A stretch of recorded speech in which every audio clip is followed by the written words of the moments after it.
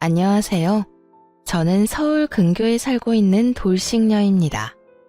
오늘 제가 소개해드릴 사연은 주야장천 시댁 돈을 빼먹는 동서와 돈은 동서에게 다 주고 받아가기는 저희 부부에게 받아가려고 했던 시모에게 시원한 사이다 복수를 선물했는데요. 물론 남편놈도 두 인간과 별반 다르지 않아 이혼을 해버렸고요. 그러면 자세한 이야기 시작해보도록 할게요. 저와 남편은 알바를 하다 만나 결혼까지 하게 된 부부였어요. 저희가 결혼을 할 당시 시댁과 친정에선 저희의 결혼에 보탬을 줄 형편이 되지 못했고 저희 역시 가진 것이 없었죠. 그야말로 너무나도 사랑해서 한 결혼 생활은 너무나도 고달팠어요. 저희 부부는 힘을 합쳐 아끼고 또 아끼며 열심히 잘 살아냈고 그렇게 10년이 지난 지금은 저희 명의로 된 집과 함께 장사가 꽤 잘 되는 음식점을 운영 중이었어요. 그 힘들고 고달팠던 10년이란 세월 동안 양갓집에서 아무 도움도 받은 적이 없었고 그런 것에 대해서 섭섭하다고 생각해 본 적이 없었어요. 하지만 그런 생각도 서방님이 결혼을 하며 조금씩 달라지기 시작하더라고요. 서방님과 결혼을 한 여자, 즉 동서는 치과 의사였는데 결혼 전에도 그랬지만 결혼을 하고 나니 더욱 본격적으로 시모에게 알랑방귀를 끼어대더라고요. 어머님, 저 왔어요. 그래, 우리 둘째 아가 왔니? 바쁜데 어떻게 이렇게 일찍 왔어? 오늘 어머님 댁 모이는 날이라 진료 빨리 끝냈어요. 아참, 이거 제가 어머님 드리려고 만들어 온 반찬인데 입맛에 맞지 않으시더라도 맛있게 드셔주세요. 어머나, 그렇지 않아도 환자 때문에 바쁜 애가 언제 이런 걸 또 만들었대? 고맙다 고마워. 잘 먹으마.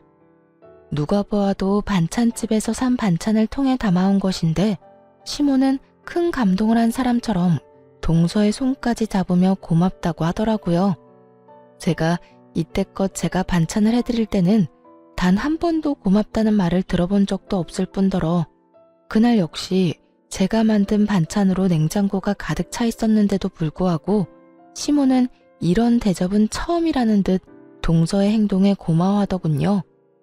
그것을 시작으로 동서는 시모에게 온갖 방법으로 잘 보이려고 했고 그런 동서에게 푹 빠져버린 시모는 오로지 동서만을 위한 시어머니가 되어버렸죠. 시모는 동서가 어떻게 행동하든 말든 동서에게 푹 빠져 위계질서란 다 무시하고 저만을 부려먹기 일쑤였거든요. 심지어 제가 가게 일을 하다가도 불려가는 일이 생겨나기 시작했어요. 첫째야, 바쁘니? 점심 장사는 다 끝났지 않아?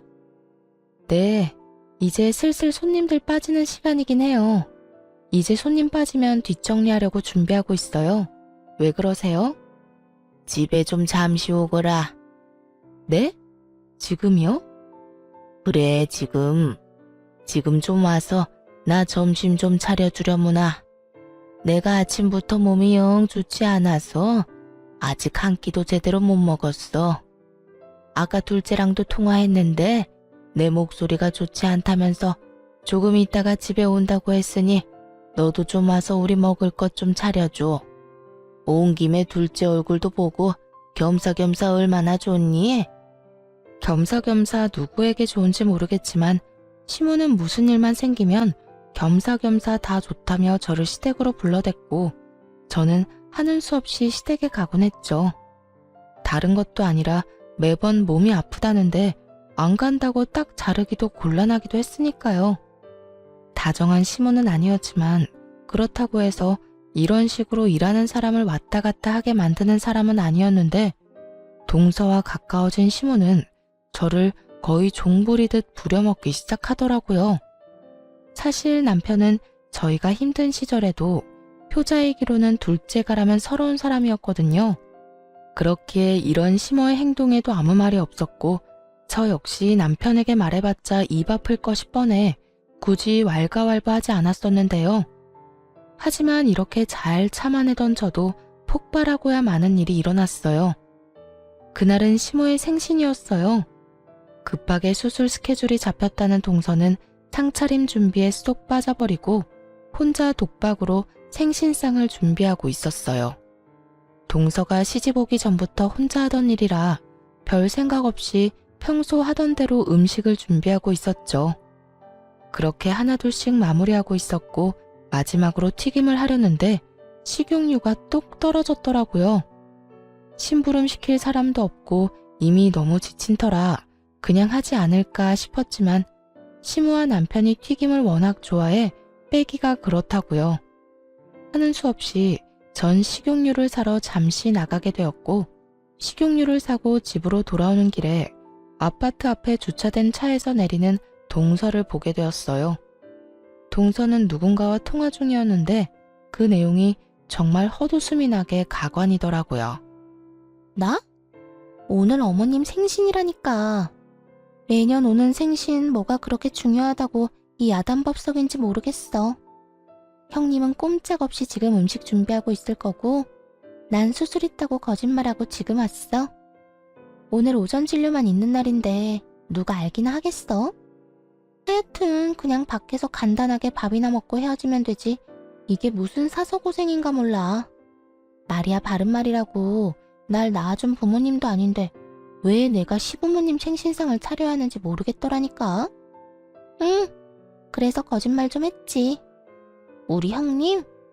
우리 형님은 그런 잔머리도 없어. 아마 지금쯤 혼이 빠지게 음식 준비하고 있을걸? 하여튼 난 이제 들어가 봐야겠다. 들어가면서 힘든 연기 좀 해야지 뭐. 나중에 내가 전화할게. 동서는 동네방네 소문을 다 낼 작정인지 큰 소리로 통화하며 하하호호거리고 있었고 전 그런 동서에게 다가가 어깨에 손을 올려버렸죠. 동서, 지금 이 말이 다 사실이야? 어머나, 깜짝이야. 형님, 그게 아니라요. 다 들으셨죠? 동서는 깜짝 놀라며 저를 귀신 보듯 쳐다보더라고요. 그러면서 말까지 더듬으며 어떤 변명을 해야 하나 눈알을 굴리는데 더는 들을 필요도 없어 보이더라고요. 무시하고 집으로 들어가려고 하자 동서가 다급히 붙잡기 시작하더군요. 됐어. 동서 보니까 물어볼 필요도 들을 말도 없을 것 같네. 아직 해야 할 일 많아서 나 먼저 들어가 볼게. 아니, 형님, 잠시만요. 그게... 죄송해요. 형님만 독박으로 고생시킬 생각은 아니었는데 어쩌다 보니까 이렇게 됐어요. 그러니까 제발 어머님께 이야기하지 말아주세요. 형님도 어머님 성격 잘 아시잖아요. 이 사실 알면 아마 모르긴 몰라도 저는 인간 취급도 안 해주실 거라고요. 제발요. 네?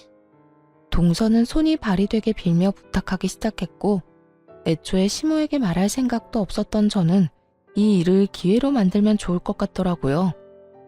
나도 잘 알지. 우리 어머님 보기보다 속도 엄청 좁으신데 한번 괴롭히기 시작하면 온갖 잡일은 다 시키시는 거.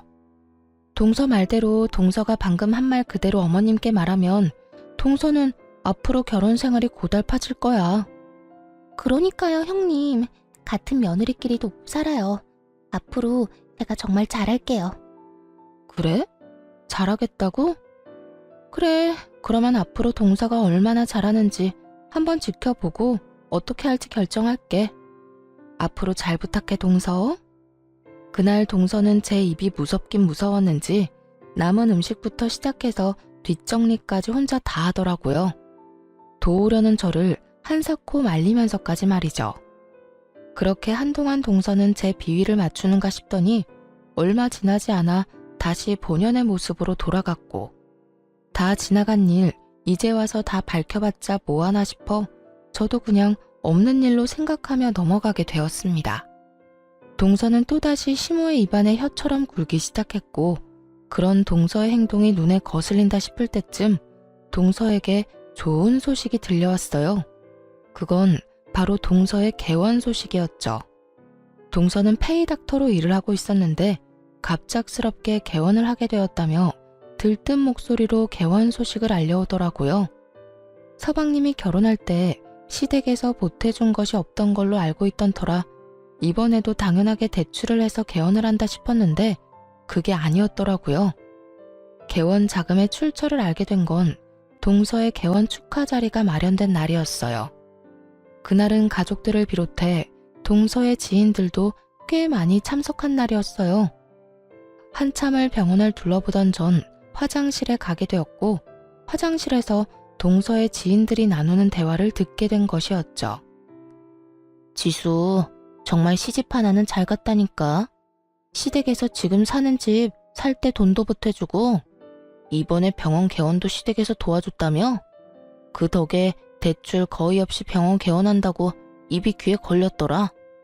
그러니까 개원하는데 한두 푼 드는 것도 아닌데 시어머니를 얼마나 잘 구워 삶았으면 그 큰 돈을 떡하니 내주냔 말이야. 계집애, 시어머니한테 잘 보이려고 가진 애를 쓰더니 결국 병원을 받아내는구나. 그러니까 지수가 어른들하고 잘하고 그런 캐릭터가 아닌데 시어머니한테 잘한다 싶었더니 다 계획이 있었던 거야. 이런 점은 우리가 배워야 한다니까. 이랬든 저랬든 떡하니 병원 개원하는 것 좀 봐. 정말 기가 막히더라고요. 저희가 그렇게 힘든 세월을 견뎌낼 때도 저희에게 돈 100원 한 번 준 적 없던 시모였는데 적어도 몇 억이 되는 돈을 턱하니 내놓았다고 하니 속이 쓰릴 수밖에 없더라고요. 물론 자기 돈이니 어떻게 쓰든 그건 시모 마음이겠죠. 하지만 집안의 온갖 행사와 잡일은 장남인 남편과 맏며느리인 저한테 시킬 땐 언제고, 막상 지원은 차남인 서방님과 놀고 먹는 동서에게 다 해주고 있었다니 진심으로 섭섭하더라고요. 모든 사실을 알게 된 저는 개원 축하 자리도 잊은 채 서둘러 돌아와 버렸고, 저녁이 되어서야 집으로 돌아온 남편은 갑자기 사라진 저에게 화를 내기 시작하더군요. 당신 갑자기 사라져서 어딜 갔나 했더니 집에 와 있었어? 이게 뭐 하는 짓이야? 다들 당신 얼마나 찾았는지 알아? 찾기는 무슨. 그렇게 찾았다는 사람들이 전화 한 통이 없더라. 그나저나 당신 알고 있었어? 서방님 신혼집 구할 때도 그렇고 이번에 동선에 병원 개원할 때도 돈 줬다고 하더라. 개원은 거의 어머님 돈으로 한 거라고 하던데. 제 말을 들으면 깜짝 놀랄 것이라고 생각했는데 제 예상과는 달리 남편의 반응은 평온 그 자체였어요. 전 직감적으로 남편이 이미 모든 사실을 알고 있음을 눈치챘어요. 그래? 그런데 당신은 그걸 어떻게 알았어? 나야 어쩌다 보니. 그런데 당신 반응 보니까 당신도 알고 있었던 눈치다. 언제부터 알고 있었던 거야? 왜 나한텐 말 안 했어? 저의 닭달의 남편은 태연한 얼굴로 저를 쳐다보지도 않고 이렇게 말을 하더군요. 중요한 문제도 아니고 해서 말한다는 걸 잊었어. 굳이 말할 필요도 없는 문제라고 생각했고. 남편의 말을 듣는데 섭섭함이 가득 차오르더라고요.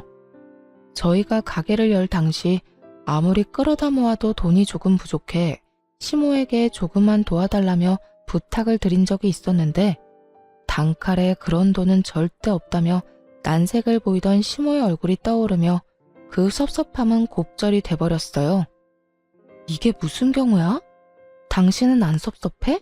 나만 섭섭한 거야? 시댁에서 일어나는 크고 작은 일은 나랑 당신이 다 하는데 돈은 서방님하고 동서가 다 받아간다고? 이 사실이 나만 섭섭한 거야? 당신은 기억도 안 나? 우리 가게 열 때 돈 몇백 없어서 어머님한테 빌려달라고 했는데 단칼에 거절당한 거. 심지어 그냥 달라는 것도 아니고 바로 갚아드린다고도 했었고, 그 전에는 어머님께 용돈을 드리면 드렸지 도와달라고 단 한 번도 말씀드린 적도 없었어. 그런 우리한테는 고민도 없이 없다고 했던 분이 어머님이라고. 섭섭할 게 뭐가 있어. 엄마 돈을 엄마가 어디에 쓰든 그건 엄마 마음인데. 당신이야말로 지금 이상한 거 알아? 왜 이렇게 흥분을 한 거야? 당신 혹시 우리 집 돈이라도 노리고 이때껏 맏며느리 노릇한 거야? 왜 이렇게 흥분을 했냐고? 지나가는 사람 붙잡고 물어봐. 내가 흥분 안 하게 생겼나? 그리고 당신 집에 내가 노릴 만한 돈이 있는지도 난 몰랐다고. 난 그저 지금 내가 이렇게 섭섭한 마음에 공감하고 이해해달라는 것 뿐이야. 그런데 당신은 그 쉬운 거 하나 못 해주고 그저 날 이상한 사람으로 몰아가잖아. 사람인지라 일은 일대로 하고 시집살이는 시집살이대로 당했는데 도움은 애먼 사람이 다 받았다고 생각하니 심사가 뒤틀리긴 하더라고요. 거기에다 저희가 정말 힘들어 몇백만 원이 필요할 땐 남일 보듯 나몰라라 하던 시모가 동서 내외한테는 집 마련하는 것도 도와주고 개원까지 해줬다니 피가 거꾸로 솟는 느낌이었죠. 그래서 예전에는 우릴 도와줄 그 큰 돈이 없었을 수도 있다며 애써 생각을 삼켰죠. 그리고 돈이 갑자기 하늘에서 뚝 떨어져 동선에는 도와줬을 수도 있다며 마음을 달랬지만 남편이 저런 식으로 나오는 건 어떤 식으로 달래봐도 달래지지가 않더라고요. 제가 막말로 시모에게 가서 돈을 받아오라는 것도 아니고 그저 이 속상함과 섭섭함을 공감해달라는 것뿐인데 시댁 일엔 그릇 하나 깨졌대도 큰일 났다며 난리를 부리는 사람이 정작 이런 일엔 제 감정 하나 공감해주지 못하니 정말 화가 다 나더라고요. 저는 여전히 씩씩거리며 남편에게 따져 물었고 남편은 여전히 그런 제가 전혀 이해되지 않는다는 듯 저를 그저 돈만 밝히는 속물로 몰아가더군요. 공감, 이해, 그런 게 뭐라고 이 난리를 부리는지 모르겠네. 당신은 아직 그런 감정이 중요해? 난 사는 게 워낙 힘들어서 그런 감정도 다 무뎌지고 없다 없어. 어찌 되었든 엄마가 우리한테 금전적으로 도움 달라고 하지 않는 것만 해도 다행이라고 생각하고 살아. 재수씨 개원해서 잘 되면 엄마한테도 잘할 거고 그러면 우리한테도 좋은 거 아니야? 다 좋은 게 좋은 거다 생각하란 말이야. 공감, 이해를 모른다는 사람이 시댁에 무슨 일만 일어나면 전쟁이라도 일어난 것처럼 그렇게 호들갑을 떨어? 당신 진짜 이중자 때 대박이다. 당신이랑 나랑 결혼 생활만 10년인데 난 당신이 이런 사람인 줄 오늘 처음 알았네? 남편은 제 말에 아무런 대꾸도 없이 하던 일을 해버렸고 전 10년 만에 처음으로 남편이 낯설게 느껴지며 거리감이라는 것이 생기더라고요. 거기에다 지난 10년의 세월 동안 내가 누굴 믿고 그 힘든 세월을 이겨냈나 하는 회의감마저 들더라고요. 그렇게 단순히 시모에 대한 섭섭함에서 시작된 작은 일은 남편이 오로지 시모만을 생각하고 위한다는 것을 알게 된 계기가 되었죠. 저와 남편의 사이가 이렇게 서먹해지는 사이 동서의 치과는 개원하기가 무섭게 자리를 잡고 있었어요. 동서는 막대한 광고비를 들여 치과를 홍보하기 시작했고 거기에다 실력이 뛰어난 페이닥터를 영입했다는 이야기도 들려오더라고요. 씁쓸하긴 했지만 쫄딱 망하는 것보단 여러모로 다행인 일이니 좋은 마음으로 동서의 앞날을 응원하며 저 역시 제 가게에 힘쓰고 있었어요. 늘 그러했듯 남 도움을 바라지 않고 스스로 잘 살아내보자 다시 한번 의지를 불태웠던 것이었죠. 그런데 이쯤부터 돈이 계속 빈다는 느낌이 있더라고요. 가게를 운영하다 보면 돈이 딱 맞아떨어지는 달이 적긴 하지만 그 차이액이 크진 않았는데 이쯤부턴 꽤 큰 금액이 빈다는 느낌이 있었어요. 돈 관리는 저보다 훨씬 꼼꼼하고 계산이 바른 남편이 하고 있었던 터라 저는 대충 계산을 했는데도 크게 빈다는 느낌이 들었고 전 정기 휴무를 기다렸다가 본격적으로 계산을 해보게 되었죠.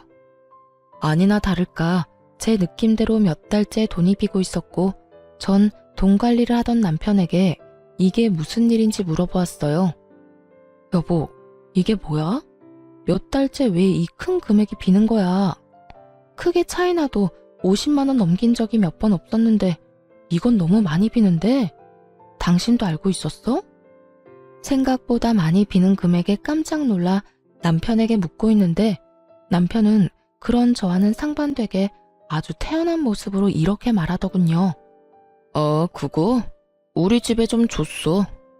나도 알고 있으니까 당신은 신경 쓰지 마.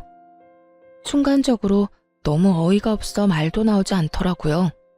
남편 혼자 번 돈도 아니고 함께 발바닥에 땀이 나게 노력해서 번 돈을 저에게 한마디 상의도 없이 그것도 몇 달째 주고 있다뇨.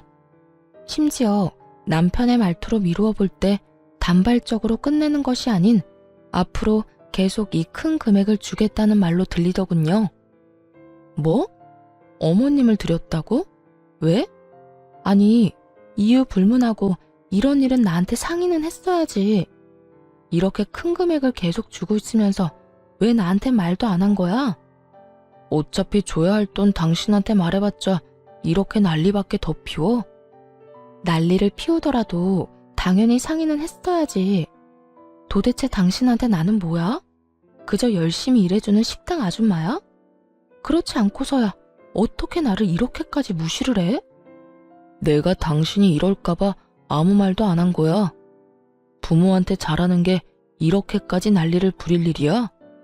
우리 엄마 집 담보대출까지 받아서 재수씨 도와줬다고 하더라. 그런데 재수씨 병원이 생각보다 어려워서 대출금 갚아줄 여력이 안 된다고 하는데 어쩌겠어? 형편되는 내가 도와드려야지. 남편의 말을 듣고 있는데 정말 어이가 없더라고요. 동서의 병원엔 이미 2달 예약이 다 찼다는 소문이 자자한데 아무것도 모르는 심오한 남편은 동서한테 감쪽같이 속아 M1 피해를 보고 있는 상황이었어요. 동선의 병원이 힘들어? 참나. 그렇게 큰 돈을 내줄 거면 제대로 알아보기나 했어야지. 동선의 병원 지금 예약이 1달 넘게 밀려있다고. 알지도 못하면서 어머님이나 당신이나 다 속고 있다 이 말이야. 환자가 많다고 다 돈 버는 것도 아니고 이리저리 쓸 일이 많겠지. 설마 재수씨가 돈이 있으면서 엄마를 모른 척하는 거겠어? 아 됐어.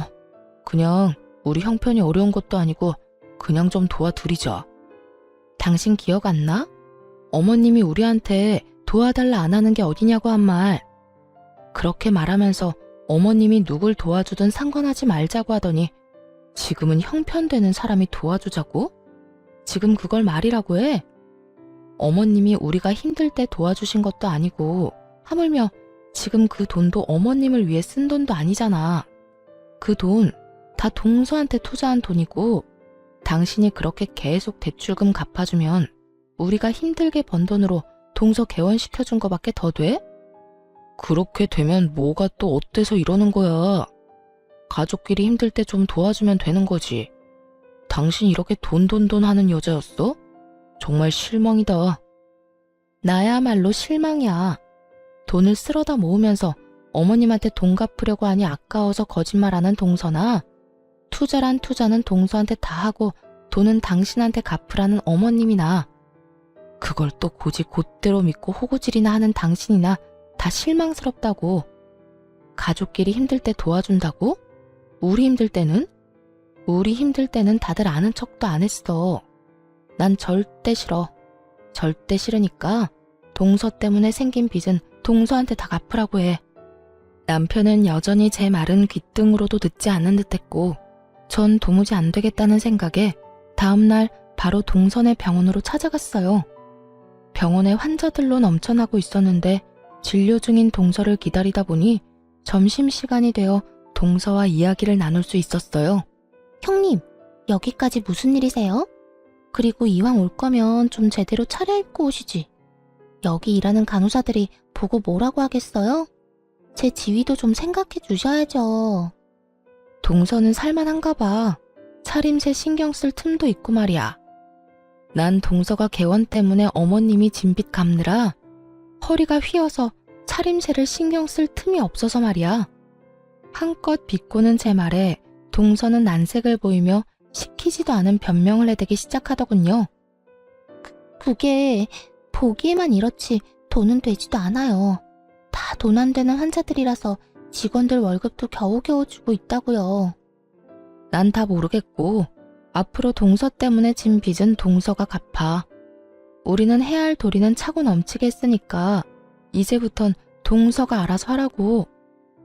저한테 그런 돈이 어딨어요? 대출금 갚을 돈 전혀 없다고요. 그리고 그걸 왜 제가 갚아야 해요? 다 어머님 명의 낸 빚인데 왜 제가 갚아야 하냐고요. 그걸 말이라고 해? 동서 병원 개원하느라 진 빚이니 당연히 동서가 갚아야 할 거 아니야.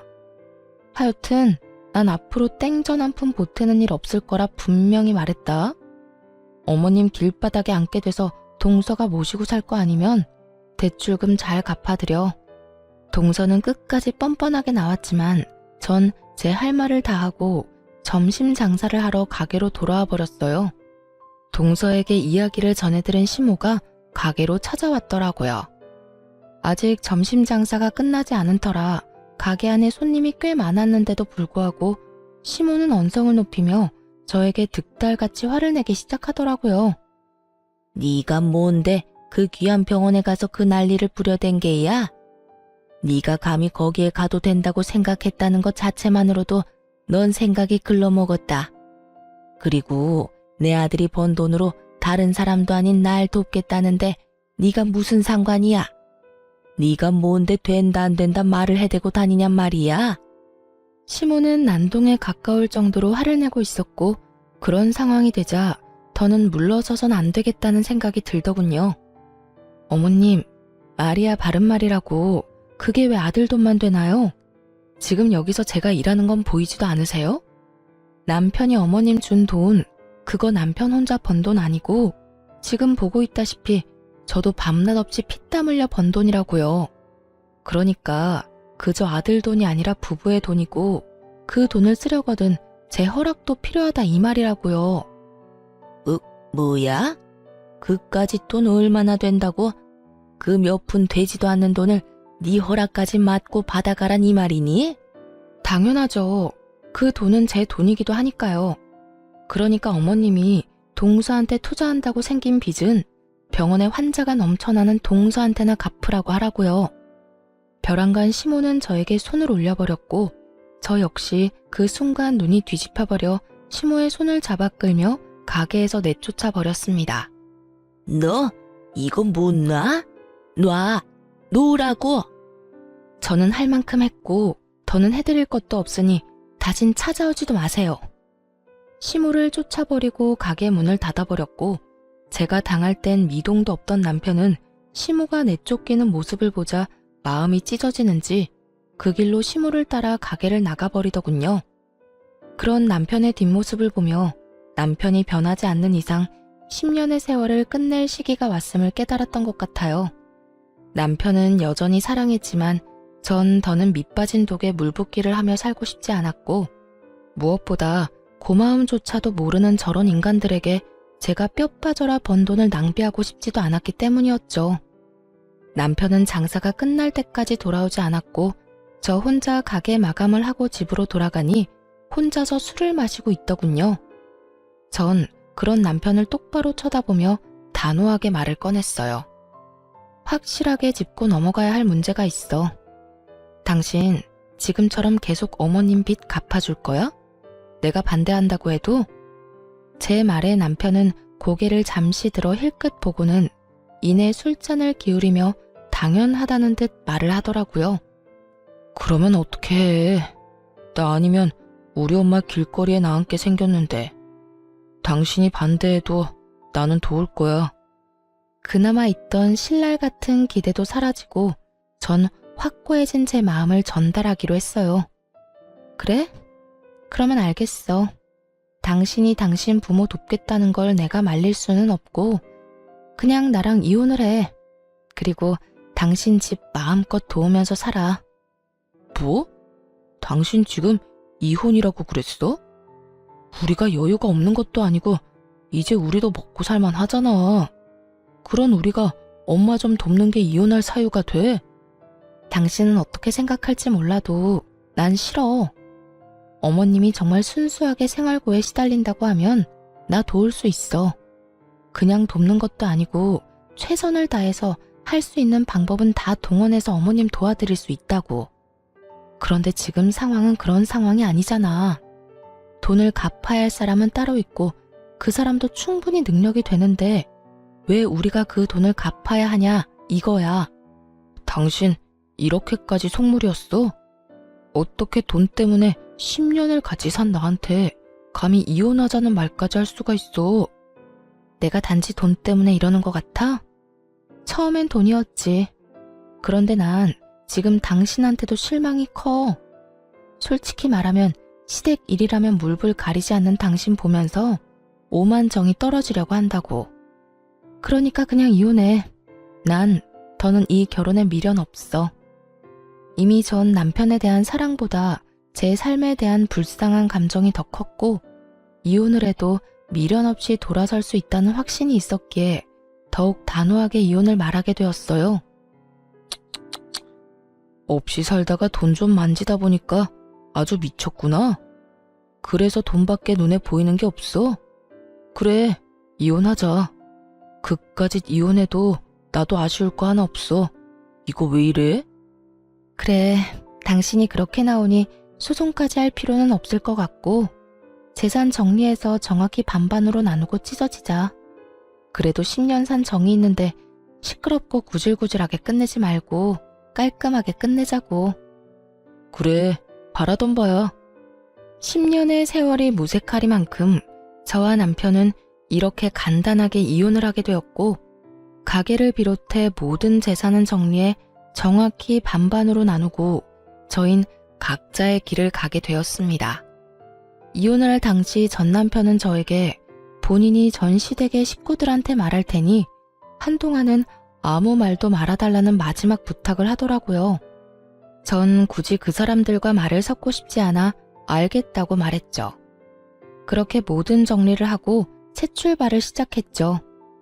마음이 아프지 않았다고 하면 거짓말일 테고 마음이 아프기도 했고 제 예상보다 많이 미련이 남은 것도 사실이었어요. 하지만 미련 때문에 전 남편과 계속 부부관계를 유지하기엔 다른 사람 좋은 일만 시킬 앞날이 뻔했고 무엇보다 시댁을 향한 전 남편의 무조건적인 태도에 질릴 대로 질렸거든요. 마음 굳건히 먹고 제 앞날만을 보며 살기 시작했어요.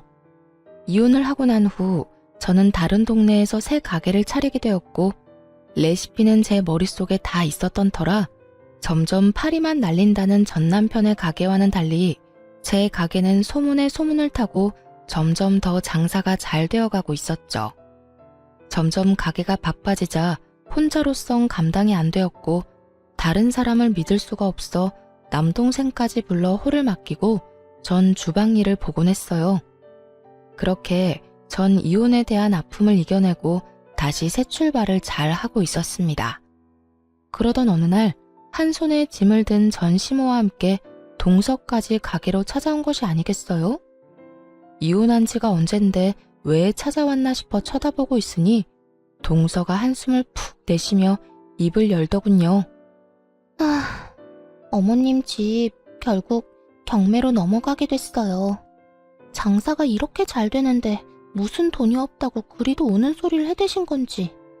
어쨌든 형님네가 대출금 안 갚아줘서 이렇게 된 거니까 형님이 책임지세요. 보아하니 돈방석에 앉으신 것 같으니 형님이 어머님 모시고 사시든지 아니면 집을 마련해 주시든지 알아서 하라고요. 뭐라고? 그게 무슨 말이야? 왜 내가 나랑 상관도 없는 사람을 모셔야 해? 이 집 효자 장남은 어쩌고 나한테 왔냐고. 형님, 말 진짜 이상하게 하네요. 아주버님이 맡고 계신 1호점은 망하기 직전이고 형님이 맡고 있는 2호점은 초대박이 났으니 당연히 이리로 어머님을 모시고 왔죠. 파리만 날리는 가게에 가서 어머님 모시란 말을 어떻게 해요? 어찌되었든 형님이 맏며느리니까 알아서 하세요. 난 그럴 생각 없으니까 당장 다시 데리고 가. 나도 모른다고요. 우리 먹고 살기도 힘들어 죽겠는데 내가 왜 어머님까지 모시고 살아요? 내가 맏며느리도 아니고 형님이 계시는데. 들어보니 전 남편은 그때까지도 이혼 사실을 숨기고 있는 듯 하더라고요. 가게 1호점은 전 남편이 2호점은 제가 맡아서 하고 있다는 말도 안 되는 거짓말을 하고 있었고 전 남편의 가게가 망해가자 전 시모에게 도움을 주지 못하게 되었고 그렇게 빚 독촉에 시달리던 전 시모는 결국 경매로 집까지 넘어가게 된 것이었어요. 동서의 손에 들린 명품 가방만 보아하니 치과는 계속 잘 되는 듯한데 집까지 경매로 넘어갔다고 하는 걸 보니 동서는 시모를 도울 생각은커녕 모실 생각조차 없어 보이더군요. 즉 금전적인 도움만 받고 더 줄 것 없는 시무를 저에게 버리겠다는 거죠. 귀찮은 짐짝 떠넘기듯 저에게 데려가라고 하는데 이게 진짜 인간이 맞나 싶더군요. 심지어 제가 대답도 하기 전에 먼저 가게를 박차고 나가버렸어요.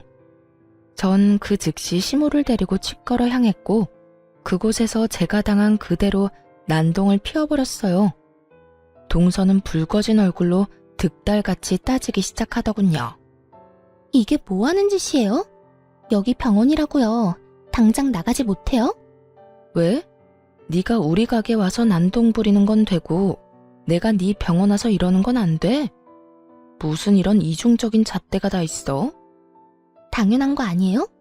병원이랑 식당이랑 같은 줄 알아요. 당장 나가라고요. 그리고 어머님은 또 왜 모시고 온 거예요? 당장 어머님 데리고 나가라고요. 그 순간 두 며느리한테 버림받았단 사실 때문에 고달픈 시모가 그 자리에서 주저앉아 땅을 치며 울기 시작하더군요. 자신의 신세를 한탄하면서 말이죠. 아이고 아이고 내가 이런 꼴이나 보려고 이 나이까지 살았나. 이렇게 살아 뭐해. 그냥 확 접신물에 코 박고 영감이나 따라가야지. 곡소리가 커지면 커질수록 동서의 얼굴이 썩어가고 있었죠. 저는 손에 든 짐을 던져주며 말했죠. 수억 들인 이 병원이나 나한테 전부인 내 가게나 소중하긴 매한가지야. 그리고 너한테나 어머님이지 나한테는 아무것도 아니거든? 그게 무슨 말이에요? 나 이혼한 지 1년이 넘었어. 그런데 왜 내가 맏며느리고 왜 내가 이 아줌마를 모셔야 해? 이제 며느리는 너 하나뿐이고 보아하니 환자도 여전히 많아 돈방석은 네가 앉았을 것 같은데 네가 모셔. 제 말에 전 시모와 동서는 너무 놀라 입도 다물지 못한 채 가만히 있었고 전 병원 가득 앉아있는 환자들을 향해 이렇게 외쳐줬어요. 이 병원도 애초에 여기 있는 네 시어머니 돈으로 개원해놓고 이렇게 환자도 많으면서 돈 없다고 빡빡 우겨대면서 대출금을 안 갚아줘서 집까지 날려먹게 만든 게 말이나 된다고 생각해? 그렇지 않나요, 여러분? 세상에 이렇게 파렴치한 사람이 허울 좋은 치과 의사라고 하니 저도 참 기가 다 차네요.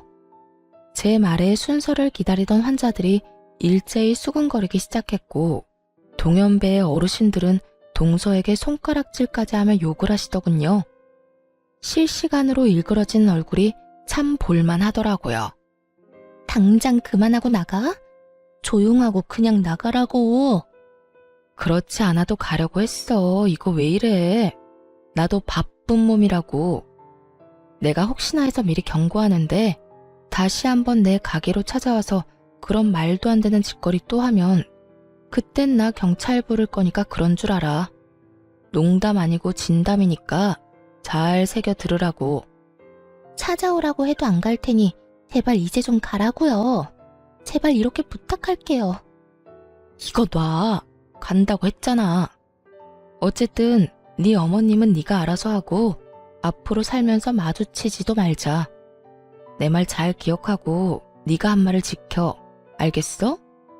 그렇게 전 가게로 돌아와 버렸고 이젠 정말 끝일 거라 생각했는데 이번엔 다름 아닌 전 남편에게서 연락이 왔더라고요. 여보, 잘 지내? 여보는 무슨? 우리 이혼한 사이인 거 잊었어? 무슨 일로 전화를 다 했어? 그게 당신도 들었나 모르겠는데 내 동생도 결국 이혼했어. 알고 보니 당신 말대로 재수씨가 아주 못쓸 인간이었더라고. 돈은 돈대로 벌고 있으면서 엄마한테 돈 갚기가 싫어서 없는 척하면서 우리 엄마 집까지 경매로 넘어가게 했던 거였어. 그것도 모자라서 당신한테 찾아가기까지 했다면서. 내가 그 이야기 듣고 당신 목까지 그 여자한테 뭐라고 했어. 물론 내 동생도 한 소리 했고 말이야. 도저히 그런 여자랑 살 수 없다면서 이혼도 했고 병원 개원할 때 도와준 돈도 재판까지 해서 다 받아내게 됐어. 잘 됐지? 묻지도 않은 말을 한참을 떠들어대던 전 남편은 제가 별다른 반응이 없자 하소연을 하기 시작하더라고요. 자랑이나 하려고 전화했어? 아니, 그런 건 아니고 사실 나 요즘 많이 힘들어. 가게도 내 마음처럼 돌아가지도 않고 집에 가도 마음 터놓고 이야기 나눌 수 있는 사람도 없고 말이야. 가게에 파리만 날려서 마음이 힘든 것보다 외롭고 공허한 마음에서 오는 심적인 스트레스가 너무 심한 것 같아. 정말 눈물 없인 들을 수 없는 하소연이더군요. 그러게 있을 때 잘하지. 왜 이제 와서 이런 우는 소리를 해대나 이해가 되지 않았어요. 그래서 하고 싶은 말이 뭔데? 당신답지 않게 빙빙 돌리지 말고 용건이나 빨리 하고 전화 끊어. 그게 그래서 하는 말인데 우리 다시 합치면 안 될까? 나 아무래도 당신 없이 사는 건 너무 힘들 것 같아. 당신이 있었기에 이 정도로 살았던 건데 그걸 너무 늦게야 깨달았어. 난 당신이 뒤에서 밀어주고 앞에서 끌어줘야 하는 사람인데 당신이 그렇게 가버리고 나니까 나란 인간은 아무것도 할 수가 없더라. 내가 그땐 정말 미안했어. 당신이 틀린 말하는 사람도 아닌데 내가 너무 감정적으로 당신을 대했던 것 같아. 만약 당신이 한 번만 더 기회를 준다면 남은 삶은 당신만을 위해서 살게, 응? 기어코 전 남편의 입에선 재결합 이야기가 나오고 있었고 대충 예상을 했던 전 놀랍지도 않더군요. 그저 이렇게까지 뻔뻔한 인간이었다는 사실이 조금 놀라울 뿐이었죠. 당신이 후회한다고 돌아오라고 하면 내가 10년 세월을 생각해서 다시 돌아갈 거라고 생각했어? 난 당신한테 이혼하자고 하는 순간부터 내 인생에서 당신을 지웠어. 내가 만약 당신한테 조금이라도 미련이 있었다면 동서가 당신 엄마 데리고 우리 가게로 왔을 때 그런 식으로 당신 엄마를 동서 병원에 다시 데려다 놨을까? 당신은 그때도 날 몰랐지만 여전히 날 잘 모른다. 이런 남자인 줄도 모르고 10년 세월을 그 갖은 고생이란 고생은 다 하고 산 내가 바보 멍청인 거지. 여보, 내가 다 미안해. 앞으로는 나보다 당신을 더 생각하면서 살게. 엄마 돕는 것도 당신이 싫다고 하면 절대 안 할 거고 당신이 돈 관리도 다 해도 좋아. 난 당신이 주는 돈만 쓰면서 살아도 좋다고.